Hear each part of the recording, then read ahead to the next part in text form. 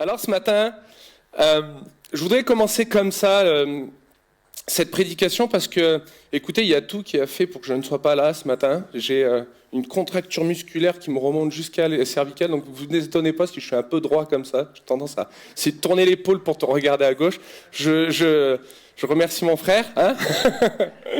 Mais j'ai la voix qui commençait à enrouer. D'ailleurs, est-ce que tu peux... Attends, je vais le faire tout de suite avant de commencer. Je me suis préparé un verre d'eau. D'habitude, je ne fais jamais ça. Je veux pas l'oublier. Hop, voilà, comme ça, j'ai tout. Et j'ai la voix qui commence à... Donc, si je tousse, je m'excuse d'avance. Voilà. Le message de ce matin, je voudrais commencer et mettre tout de suite le pilier qui est tellement important pour moi. Je ne veux juger personne. Ne pensez pas que j'ai écrit le message ce matin en pensant à vous. À aucun moment. Personne dans l'Église. Je ne l'ai pas écrit pour les frères et sœurs persécutés. Je suis conscient que les frères et sœurs persécutés passent par des temps difficiles et que pour eux c'est compliqué. Je ne l'ai pas écrit pour les gens, et je regarde Internet, qui sont malades, bloqués chez eux, parce que la difficulté de leur santé, de leur corps les empêche de venir ici. Je ne l'ai pas écrit pour eux.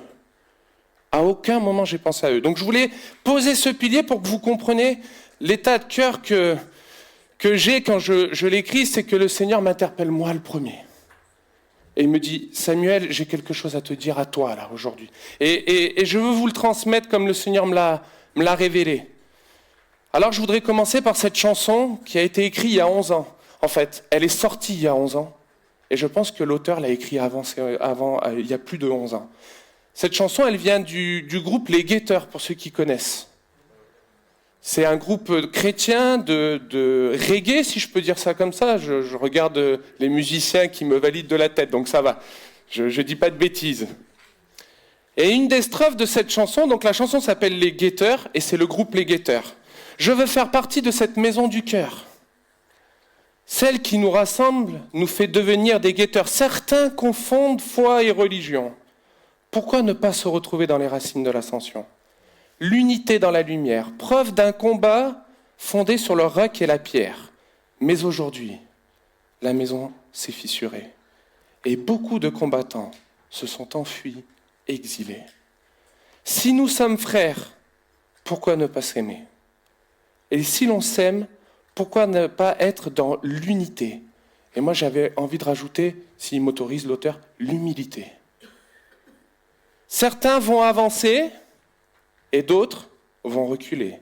Mais nous allons enfin combattre du même côté. Une armée dispersée ne fait jamais beaucoup d'éclat. Comment un général peut-il guider ses soldats ? Il faut franchir le pas, la société n'attend pas, un petit pas d'homme, mais un grand pas pour la foi. Je ne sais pas ce que ça résonne en vous, qu'est-ce que ça vous fait, mais quand moi je l'ai entendu, cette chanson, pour la première fois, j'étais au volant de ma voiture, j'ai dû m'arrêter sur le bas-côté tellement que je pleurais, je ne voyais plus. Je vous dis sincèrement, de cœur à cœur, je me suis arrêté, je pleurais toutes les larmes de mon corps. Vous voyez, ça m'émue encore aujourd'hui. Comment on peut écrire ça ? Comment on peut parler de l'Église comme ça ? Et il y a 11 ans de ça, on écrivait déjà ça. Et vous savez, j'ai étudié l'Église l'histoire de l'Église durant mes études pastorales. C'est pas d'aujourd'hui qu'on parle de l'Église comme ça. C'est depuis le commencement. Depuis le jour où l'Église s'est créée, on ne cesse de nous dire une armée dispersée ne fait pas d'éclat. Pourtant, nous avons tous été appelés par le même Dieu. Tous été appelés par le même Christ qui s'est sacrifié pour chacun d'entre vous. On est tous passés par le même chemin, peut-être différent, mais on est tous passés par ce chemin-là. Et on n'arrive pas à se mettre d'accord. Alors je voudrais dénoncer ce matin cette chose qui ne vient pas de Dieu, mais qui vient de Satan. Il y a un brouillard qui s'est mis sur les chrétiens et sur l'église locale, sur cette relation qui devrait être fusionnelle l'un avec l'autre. Elle a été tout doucement grappillée, voire détruite. Les bien-aimés, je veux vraiment qu'on réalise ce matin que ce n'est pas Dieu qui veut ça. Que ce n'est pas les hommes qui veulent ça, c'est Satan. C'est lui qui vous instaure ça. C'est lui qui essaye, quoi qu'il en coûte, de vous séparer de l'église locale. parce qu'il est conscient que l'enjeu est crucial. Je pèse mes mots, l'enjeu est crucial pour les chrétiens de demeurer avec l'église locale. Et nous, aujourd'hui, on en a fait quelque chose, mes bien-aimés.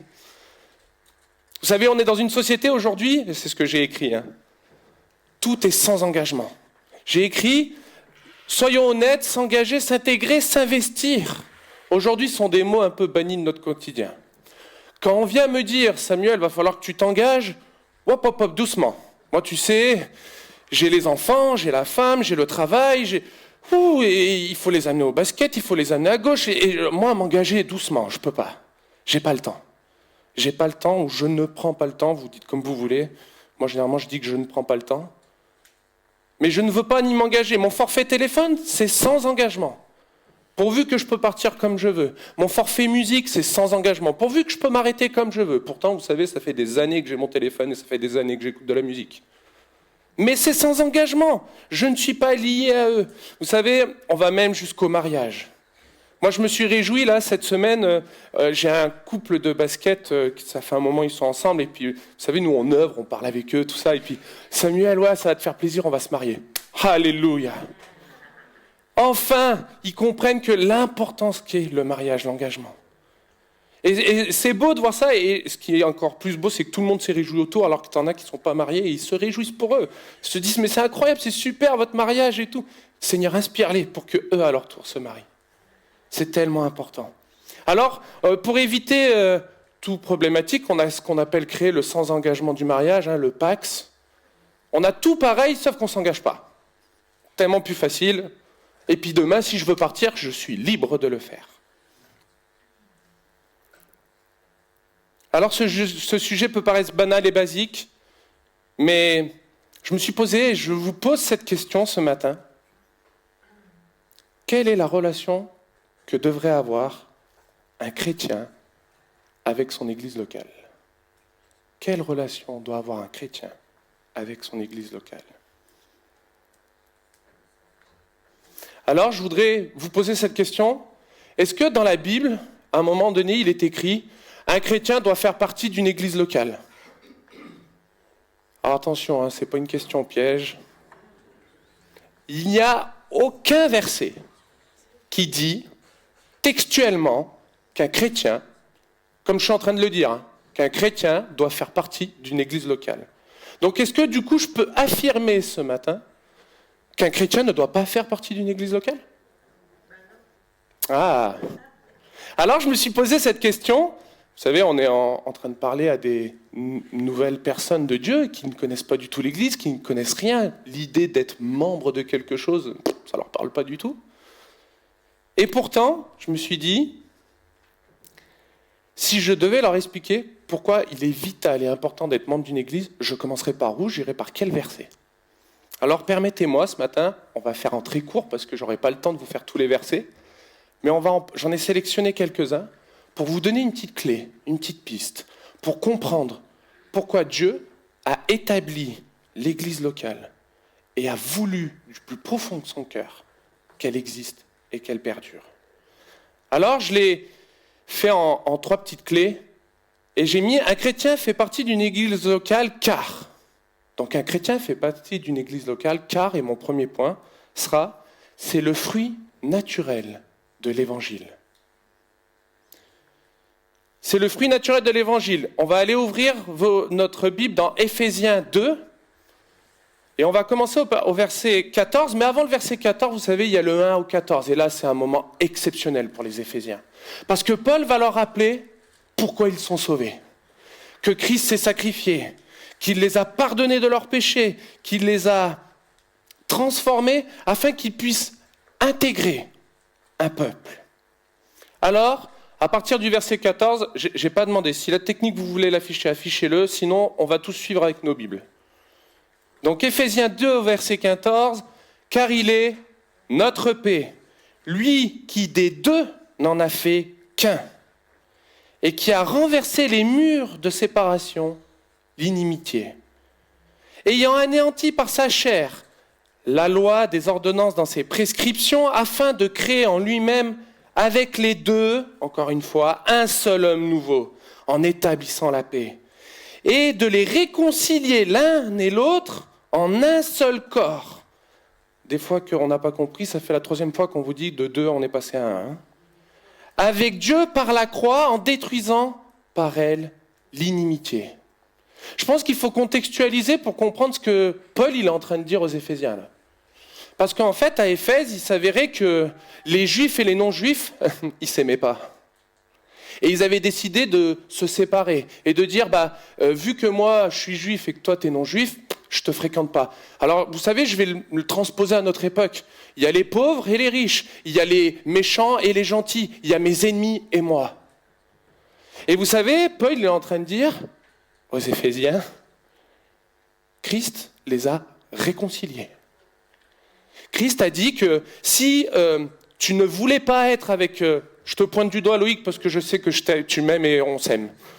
Mais si moi, je ne voulais pas être avec Loïc, Paul, il me rappelle, il me dit, tu sais, Dieu, il t'a sauvé, il t'a pardonné et il t'a réconcilié avec lui.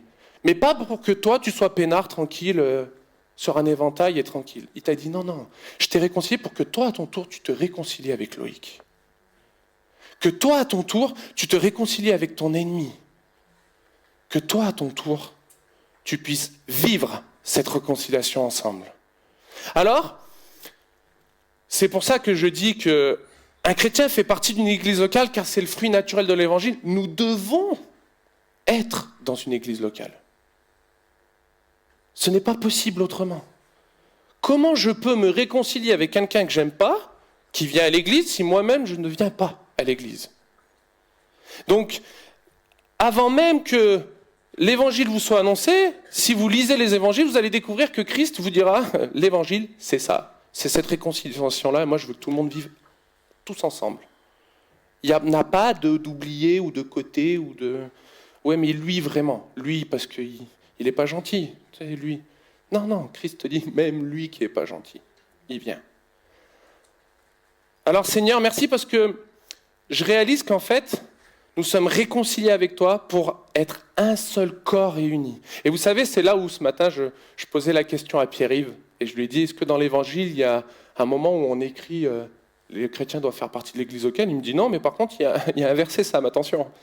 C'est « nous faisons tous partie du corps ». Et il a raison. Et c'est là où on réalise que quand Paul insiste avec les Éphésiens en leur disant « des deux, je n'en ai fait qu'un ».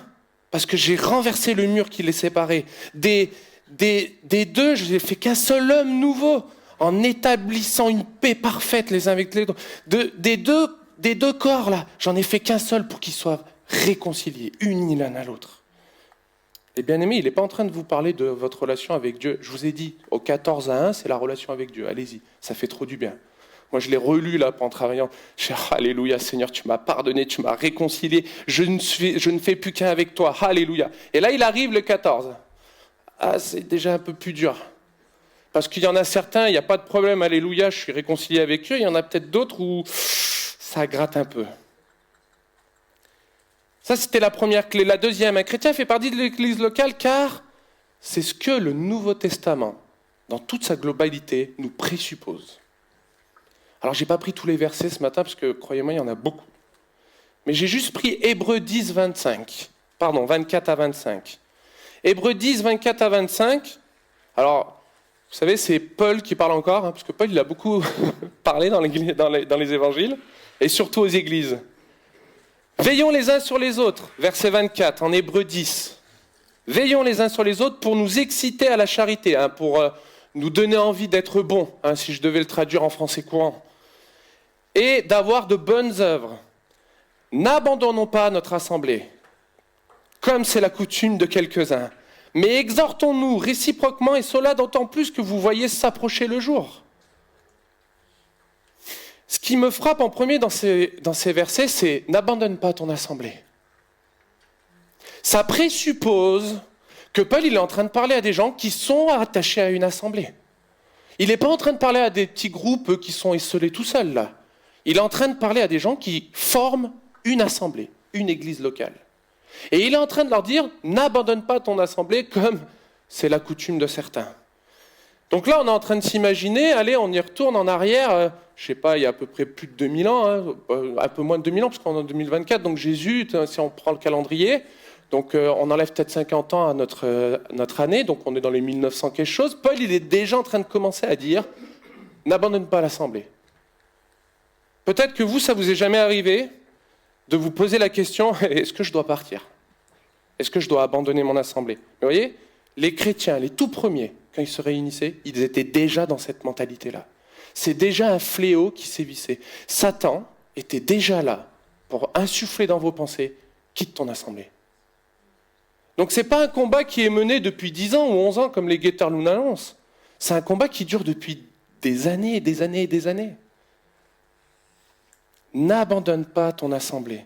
Il y aurait plein de choses à dire sur ce passage, et enfin moi je le trouvais extraordinaire, mais j'ai envie d'avancer parce que je veux qu'on aille au cœur de ce que Dieu attend. Et dans la troisième partie, c'est un chrétien fait partie de l'église locale, car il est nécessaire de mettre en place ce que la Bible nous demande. Et celui-là, il va peut-être un petit peu plus gratter. Il est nécessaire qu'on comprenne que si on veut vivre ce que la Bible nous ordonne, on ne peut que être dans une église locale. Désolé de vous le dire un peu dur ce matin, mais on ne peut pas se réfugier quelque part tout seul. On ne peut que vivre dans l'église locale. Là, je vais enchaîner plusieurs versets, je vais les dire peut-être vite. Si vous voulez les références, n'hésitez pas à venir me voir à la fin. Galates 6, 2. Donc Galates 6, 2, portez les fardeaux les uns des autres et vous accomplirez ainsi la loi de Christ. Colossiens 3, 13. Supportez-vous les uns les autres, et si l'un de vous a une raison de se plaindre d'un autre, pardonnez-vous réciproquement. 1 Thessaloniciens 5, 11, encouragez-vous les uns les autres et édifiez-vous mutuellement. Galates 5, 13, soyez par amour serviteurs les uns des autres. Je vous redonnerai les références si vous en avez besoin. Mais incroyable. Quand je les ai lus, mon cœur s'est déchiré. Incroyable, Seigneur. Je voudrais vous poser ces questions. Comment pouvons-nous porter les fardeaux les uns des autres si je reste enfermé chez moi devant un ordinateur à regarder le culte ? Et encore une fois, je le redis, je ne parle pas pour ceux qui sont coincés à la maison. Je parle pour ceux qui sont bien importants, qui sont capables de venir à une église, mais qui disent non, je préfère être à la maison, tu sais, c'est mieux. Au moins, je ne me sens pas jugé, je ne me sens pas critiqué. Je ne sais pas, vous avez toutes les raisons peut-être du monde. Comment on peut porter le fardeau d'un frère ou d'une sœur si je reste enfermé dans une maison ? Comment se supporter si sans cesse je change d'assemblée ? Si à chaque fois, un coup je suis là, un coup je suis pas là, un coup je vais chez le copain, un coup je vais chez l'autre. Vous savez, vous faites ni du bien pour l'église locale, ni du bien pour l'autre église locale. Parce que vous ne pouvez pas créer une relation. Vous n'êtes pas ancré à créer une relation avec les frères et sœurs. Vous ne pouvez pas les supporter, parce qu'en fait, quand ils m'énervent, je vais de l'autre côté, puis ça va très bien.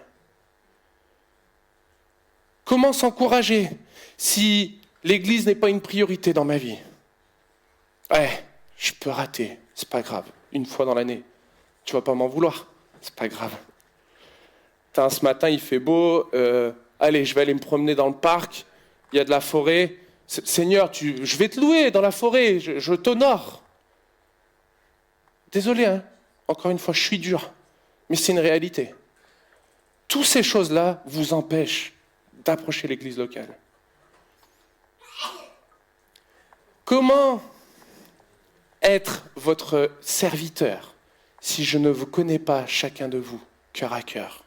Si je ne prends pas le temps avec chacun d'entre vous de connaître ton prénom, de connaître ton métier, de connaître ta vie, qu'est-ce qui te passionne, qu'est-ce qui ne te passionne pas, quelles sont tes difficultés, quelles ne le sont pas, comment je peux te servir ? Je ne peux pas débarquer, Loïc, on ne se connaît pas, on ne s'est jamais vu, salut, c'est Sam, c'est Loïc, ouais, je veux te servir. Ça ne marchera pas. Vous savez, Loïc, il est comme moi, je pense, on a besoin de connaître la personne, de faire confiance, de se livrer tout doucement. Je ne vais pas vous étaler comme ça tous mes problèmes d'un coup. Mais si vous n'êtes jamais là, ou si on est là une fois de temps en temps, comment on y arrive ? Vous savez, il y a 2 fléaux qui détruisent les relations entre le chrétien et l'église locale. J'ai mis le premier, c'est de ne pas être engagé. Être occasionnel, papillonner de culte en culte, qui nous empêche de vivre les versets que Paul nous exhorte à vivre. j'aime les rappeler, je suis désolé, je vais les relire. Portez le fardeau les uns des autres et vous accomplirez ainsi la loi de Christ. Moi j'aime ça, la loi de Christ. Supportez-vous les uns les autres, et si l'un d'entre vous a des raisons de se plaindre d'un autre, pardonnez-vous réciproquement. Encouragez-vous les uns les autres et édifiez-vous mutuellement. Soyez par amour serviteurs les uns des autres. Comment est-ce possible si je ne suis pas à l'église, je suis ce qu'on appelle un chrétien occasionnel, papillon, vous mettez le mot que vous voulez dedans, mais j'ai décidé parce que c'est pas si important que ça, parce que on a des priorités dans la vie. Vous savez, il y a des millions de raisons, et moi le premier pour ma famille. Chez moi,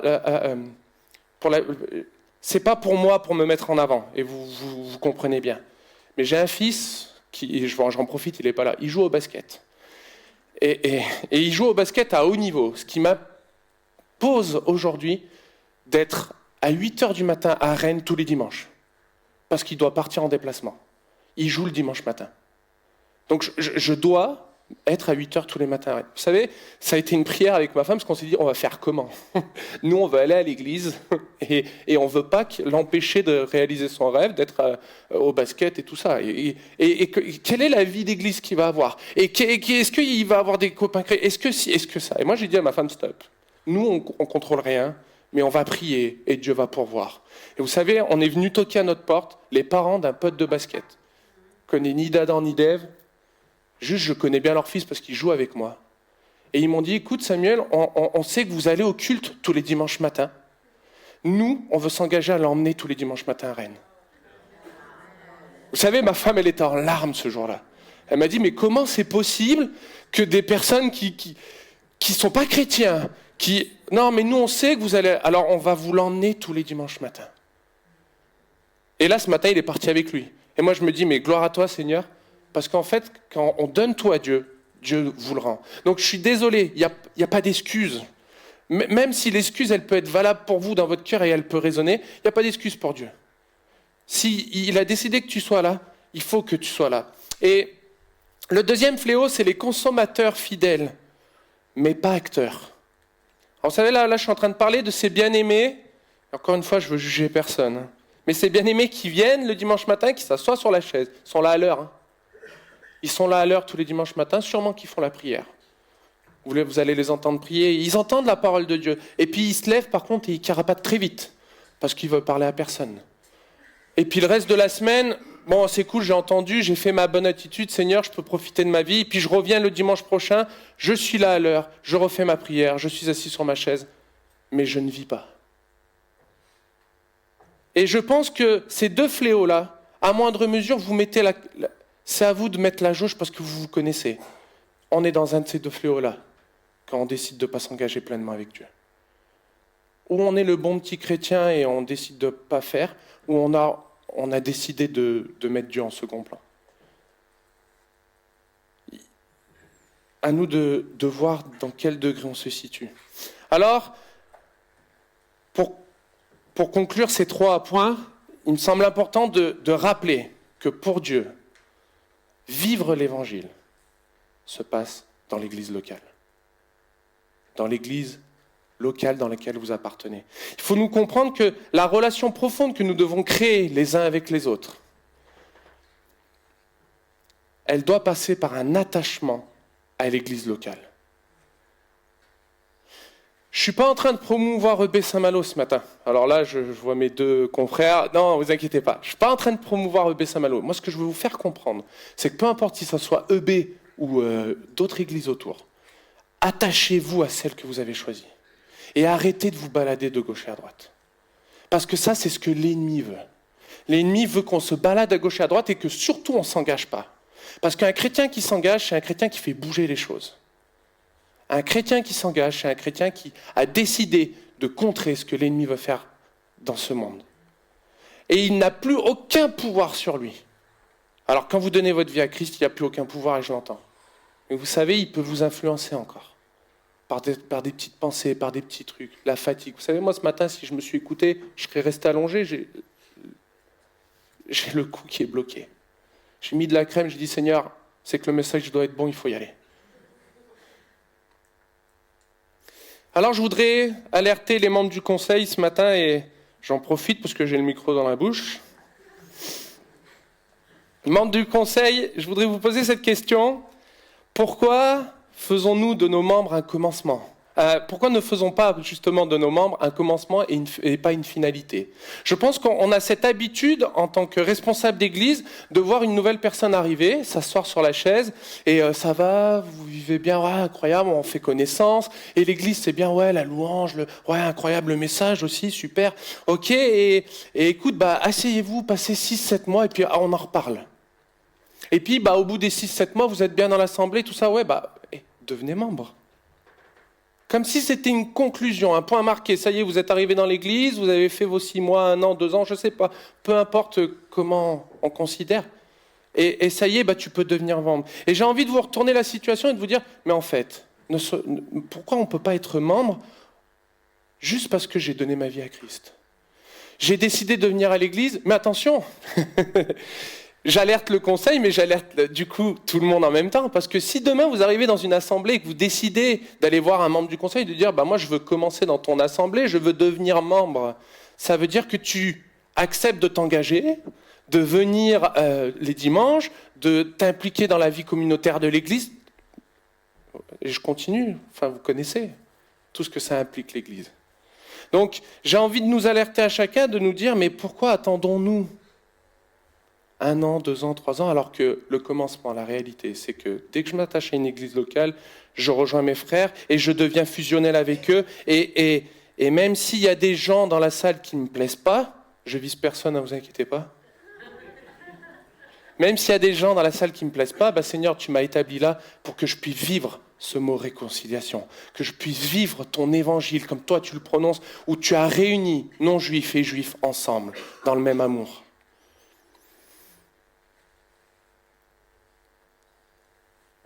Avant ma conclusion, le dernier point, j'ai écrit « Un engagement doit être formel et publiquement reconnu ». Et ça, c'est un point qu'on a souvent tendance un peu à oublier, et j'ai voulu insister ce matin sur ce point-là. Je pense que c'est important que votre engagement dans une communauté d'église doit être formel et publiquement reconnu. Je voudrais vous poser cette question. Qu'est-ce qui vous différencie aujourd'hui ? Alors, je vais prendre EB Saint-Malo. Qu'est-ce qui différencie EB Saint-Malo d'une secte ? Ah, je pose la question qui fâche là. Hein. Qu'est-ce qui nous différencie d'une secte ? Non. Alors je vais reposer la question. Qu'est-ce qui vous différencie d'une secte aux yeux de l'État ? Hein ? Non, c'est pas ça. Pour l'État, que tu peux être libre, ça ne changera rien. Merci, tu l'as dit. Vas-y, redis-le plus fort. Voilà. C'est parce que nous sommes une association. Et vous savez, les chrétiens, on est les premiers à fuir ça. Hein.